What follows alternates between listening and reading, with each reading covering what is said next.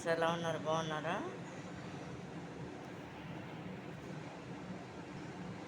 Friends, ఇదేంటంటే bread ఉంటుంది కదా, బ్రెడ్ ముక్కల్ని చిన్న చిన్న ముక్కలుగా కట్ చేసేసి దాంట్లో ఏంటంటే మనకు కావాల్సిన శనగపిండి, అంటే ఒక పెద్ద కప్పుడు శనగపిండి, పిండి కూడా అదే కప్పుడు, మనం ఏ సైజు వాడతాం అదే సైజు కప్పుడు పిండి, అంటే రైస్ పౌడరు, శనగపిండి. దీంట్లో ఏంటంటే బేకింగ్ సోడా, అంటే తినే సోడా, వంట సోడా అంటారు చూడండి ఫ్రెండ్స్, అదే అనమాట బేకింగ్ సోడా,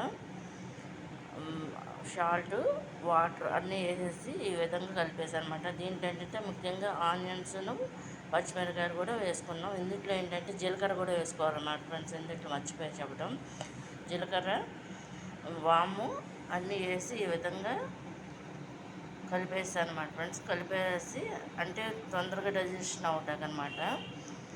వేసేసి ఈ విధంగా కలిపేసి కాగుతున్న ఆయిల్లో ఈ విధంగా చిన్న చిన్న పకోడీలా వేసాను అనమాట ఫ్రెండ్స్. చూడండి, ఇట్లా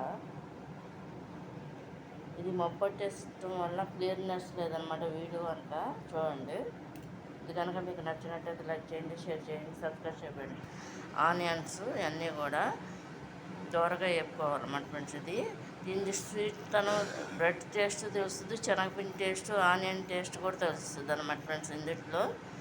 ఇది కనుక మీకు నచ్చినట్టయితే లైక్ చేయండి, షేర్ చేయండి, సబ్స్క్రైబ్ చేయండి ఫ్రెండ్స్.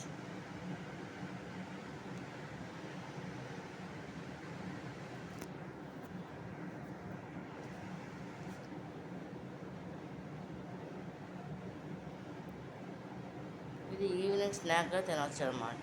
బ్రెడ్తో మనం ఎన్ని రకాలైనా చేసుకోవచ్చు అనమాట ఫ్రెండ్స్. ఇది చూడండి,